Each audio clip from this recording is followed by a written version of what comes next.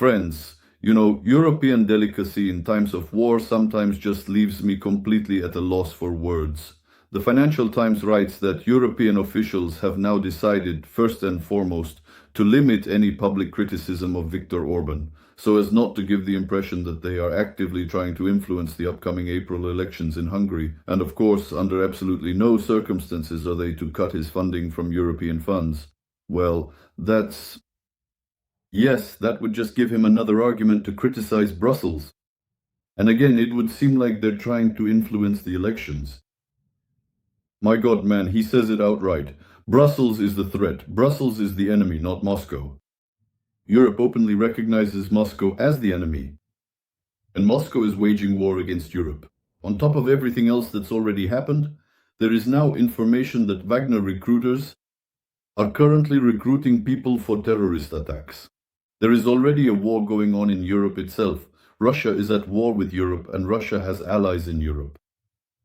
By the way, Russia is very actively interfering in elections in European countries, using money, rhetoric, pressure, anything at all, and without any shame. And Europe is playing delicately. Let's not offend Orban, let's not criticize him, otherwise, God forbid, it might affect the elections. It creates a situation, as if it's like a boxing match.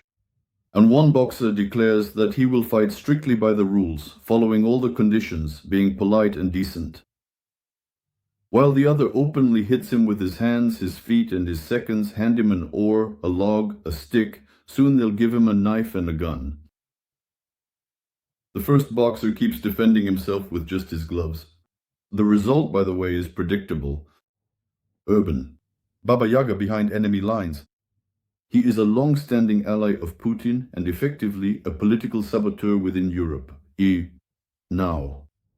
And it would be quite logical, given his rhetoric about Brussels being innate, to stop all funding. Say, dude, are you against the European Union? Leave, and in the meantime sit without any money. Let Putin give you money since you're such good friends. That would be quite logical. Of course, our president doesn't tie himself down like that. He was pretty tough on Orban, saying he shouldn't be growing a belly, but should be building up the army. Overall, I support this because I consider Orban a fundamental opponent of Ukraine. In addition, a good friend of mine, who is currently working in Europe and travels quite frequently, shared with me that there are actually various posters being displayed there depicting a bloody Zelensky alongside images of Ukrainian bandits. That's basically the foundation of Orban's election campaign. So, Zelensky's anger. I understand his statements, and I support them. The only thing is, it wouldn't have played in Orban's favor, because the Magyar, it seems, is ahead of him on the issues. This isn't our Magyar, it's their Magyar, the leader of the opposition party. But criticism coming from abroad, as a rule, adds points. Alright, let's see how things develop. We have our own war here, which is quite...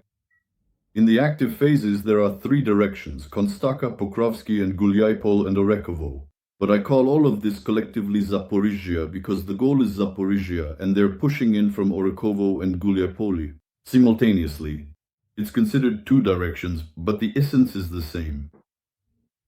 And while things are still quite heated there, there's no talk of any lull at the front. There is an exchange of strikes. At night, Zircons flew again. At night, drones flew again across Ukraine. But we also struck quite well at a number of targets, including oil infrastructure, Sochi, Anapa, the Taman Peninsula, and Crimea. And finally, a few drones made it to Moscow. Videos of all this, filmed by our, as I call them, People's Russian correspondents, are available on my Telegram channel, Sazonov Official, and on Facebook for those who use it, Kyrylo Pravdarub. The links are in the video description. The war really is such that on Gulyapol and Orikhiv, we pushed them back a little. We cleared the gray zone, a very large one. In fact, we liberated and made 4 settlements part of our territory. In some places, there are breakthroughs up to 10 kilometers, but I wouldn't talk about a major offensive yet.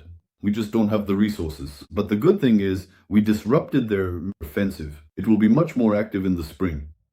According to Konstaka, nothing works out for them. Absolutely zero. In Slavic, the progress is minimal, and there are still 500 meters left per week with big losses. The situation in Pokrovsk and Mirnograd is interesting. Mirnograd, they announced a week ago that he was completely captured, as they say, liberated. But a few days ago, all news about Mirnograd from official Russian media was removed at the request of the Ministry of Defense. They say it was because of an unsuccessful photo of Gerasimov. In reality, a small part of Mirnograd is still held by our paratroopers. They're there, holding their ground and harassing the enemy with raids and drones. In Pokrovsk as well, we are holding the western outskirts, and fighting is ongoing there. Of course, the enemy really wants to close these issues so that the liberated group, which has been freed, can be partly placed on the defensive and partly transferred to Konstaka and Slavyansk and Lyman. This is obvious because it is an agglomeration, Kramatorsk, Slavyansk, Konstantinovka and Drushkovka. For them, it is now the key and main issue in the Donetsk region. But for now, they can't resolve the issue and they can't redeploy. And at the Munich conference, something was said that caused anger among many, but it was said nonetheless, and it is true, that Europe is preparing for a possible Russian aggression, restructuring its army, changing everything, modernizing, investing money, but for this they need time. And if the war between Russia and Ukraine ends now, it will be a problem for Europe. The risks and threats will sharply increase. So the conclusion is, keep fighting, guys. Of course, they will help us, help with money and other things, but I would really like them to put aside their delicacy and softness, and to behave more like allies who are actually interested in our advantage. In other words, they put their fifth column types like Orban and Fico on a short leash, shut them down without closed off oil exports from Russia, any movement of transport from Russia and Belarus. Because that's a strategic ally and a lot of issues are resolved through Belarus. So they should somehow state their position less delicately because, as they say, in war as in war. I understand that they are satisfied with the current situation, the situation as it is now, but if you still declare that you are our allies, then at least show that you are capable of resistance, and at the very least crack down on Putin's agents in the European Union. Otherwise, it just looks pathetic. And then you get offended at Trump for speaking disparagingly about Europe. Be stronger, braver, more decisive to be respected. Well, for us, we have work to do.